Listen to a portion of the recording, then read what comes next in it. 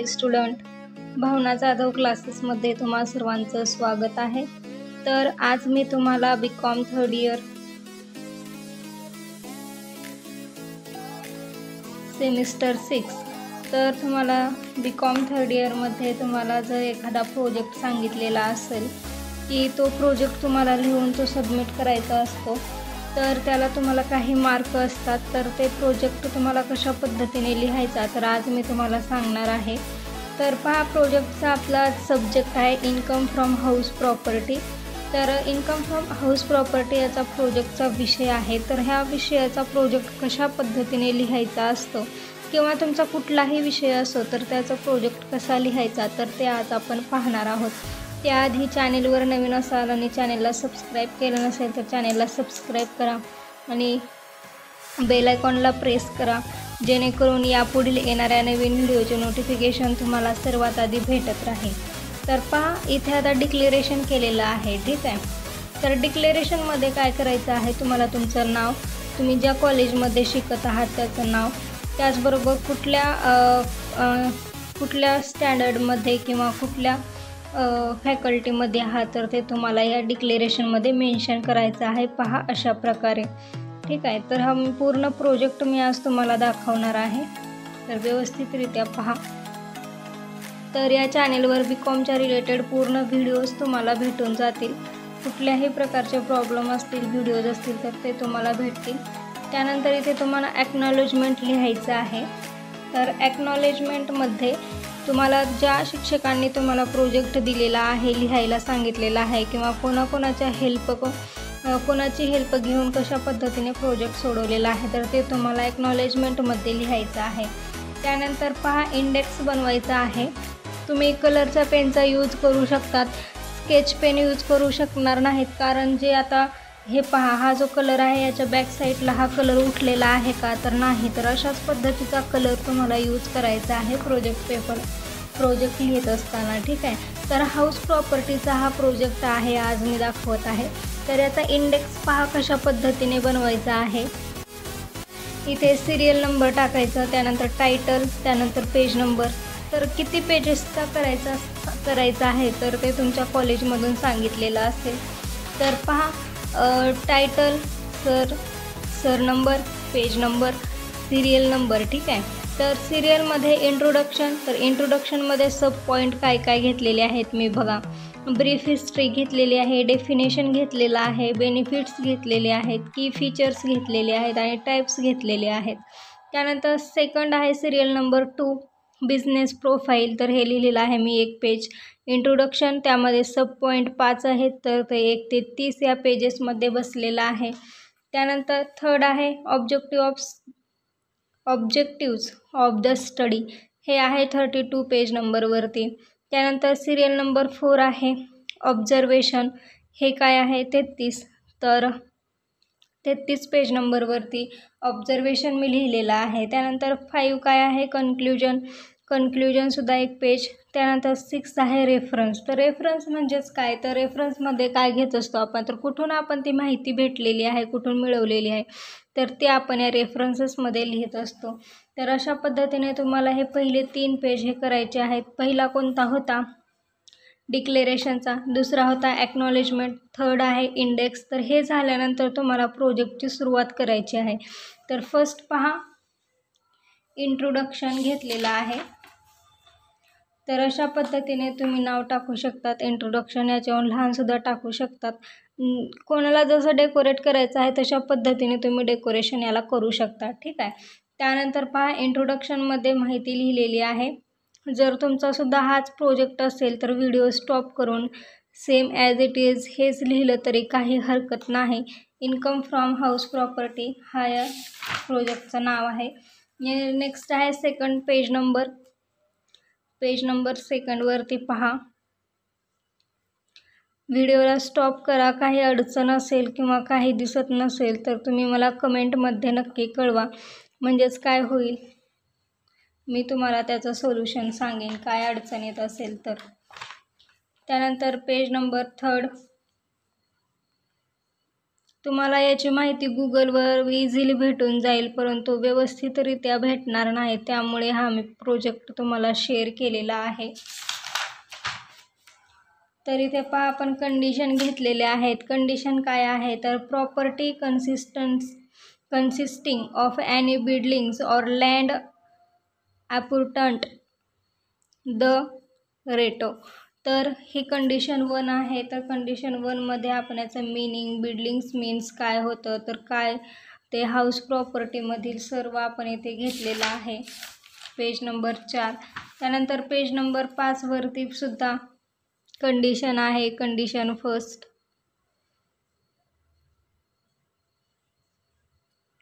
Video जर clear दिसत नसेल तर कोपऱ्यामध्ये तुम्हाला सेटिंगचं ऑप्शन दिसेल. सेटिंग या ऑप्शनवर क्लिक करा आणि तिथे जाऊन तुम्ही हायर क्वालिटी हा ऑप्शन चॉईस करा, निवडा, म्हणजेच तुम्हाला व्हिडिओ क्लिअर दिसेल. हे पहा कंडिशन सेकंड आहे. Assessee should be owner of the property. हे मी थोडं कलरमध्ये लिहिले असल्यामुळं थोडंसं चमकत आहे. तर हे पहा कंडिशन 2 ही आहे. त्यानंतर निळ्या पेननं लिहिलेलं तुम्हाला ओळखू येत असेल. जर काही प्रॉब्लेम येत असेल तर तुम्ही मला कळवू शकतात, ठीक आहे. त्यानंतर पहा यामध्ये ownership as to ownership is relevant for the previous year. तर मी तुम्हाला हे पॉईंट दाखवत जाईन. त्यानंतर पेज नंबर 7वरती पहा डीम्ड ओनरशिप म्हणजे मानलेली ओनरशिप. तर अशा पद्धतीने तुम्हाला लिहायचं आहे.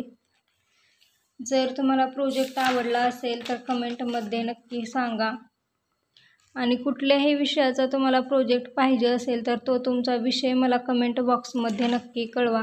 जर माझ्याकडे तो विषयाचं जर माझ्याकडे PDF किंवा प्रोजेक्ट अवेलेबल असेल तर तो मी नक्कीच तुम्हाला मिळवून देईन.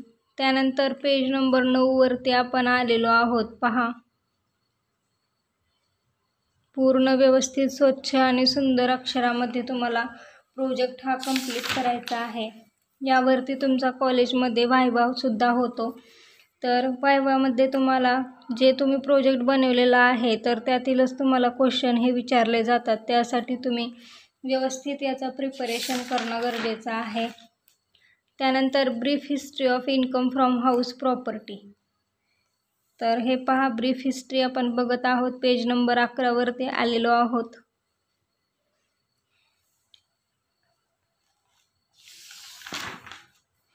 त्यानंतर पेज नंबर 12वरती पोस्ट प्री ब्रीफ हिस्ट्रीमध्ये लिबरायझेशन. त्याचबरोबर पेज नंबर 13. एकूण 35 पेजेसचा आपला हा प्रोजेक्ट आहे. Income from house property, a study of income from house property.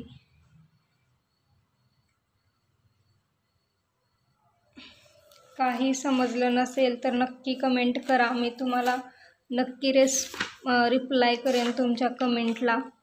चॅनेलवर नवीन असाल, अजूनही सबस्क्राईब केलं नसेल तर सबस्क्राईब करा. तुम्हाला BA BCom MCom तसे जे काही तुमचे सब्जेक्ट असतील तर त्याच्या रिलेटेड तुम्हाला पूर्ण व्हिडिओज हे भेटून जातील. त्यानंतर आपला सेकंड पॉईंट आहे इंट्रोडक्शनमधील डेफिनेशन. तर पहा आपण डेफिनेशन घेतलेले आहेत. लीगल डेफिनेशन आहे, सिम्पल डेफिनेशन आहे, इकॉनॉमिक डेफिनेशन घेतलेली आहे. त्याचबरोबर टेक्निकल डेफिनेशन आहे.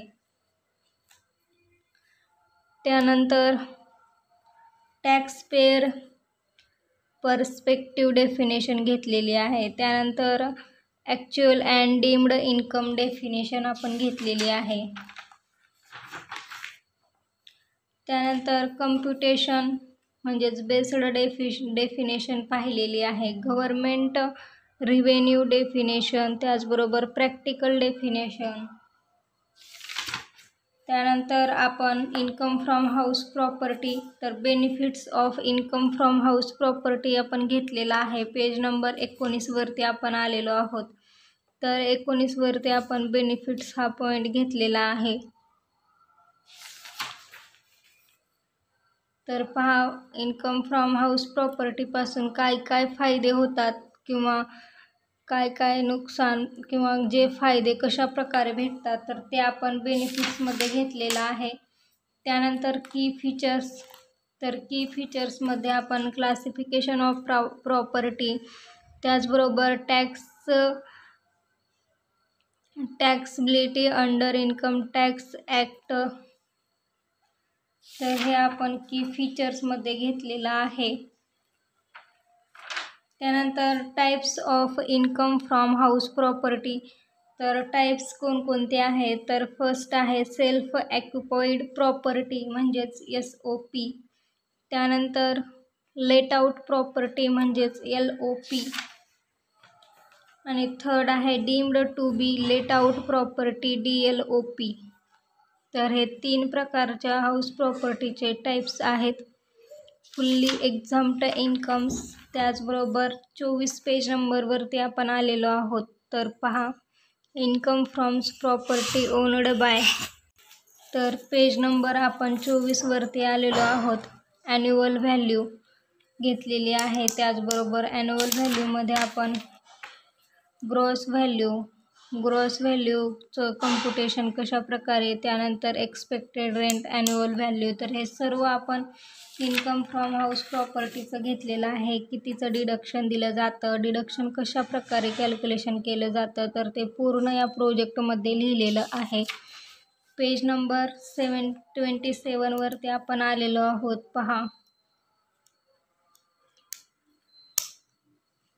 त्यानंतर 28 पेज नंबरवरती पॉईंट्स टू बी नोटेड घेतलेले आहेत, म्हणजे फेअर रेंट, ॲक्च्युअल रेंट, तर हे आपण पॉईंट घेतलेले आहेत. त्यानंतर 29 पेजवरती म्युनिसिपल टॅक्सेस आणि interest on loan for pre acquisition और प्री कन्स्ट्रक्शन पिरियड आपण घेतलेला आहे.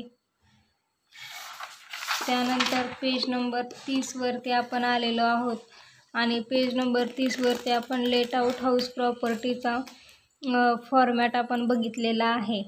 त्यानंतर 31 पेज नंबरवरती आपण बिझनेस प्रोफाईल घेतलेला आहे. तर बिझनेस प्रोफाईलमध्ये पहा याचं थोडंसं इंट्रोडक्शन आणि बिझनेस प्रोफाईलमध्ये काय काय असेल तर हे आपण बिझनेस प्रोफाईलमध्ये घेतलेलं आहे.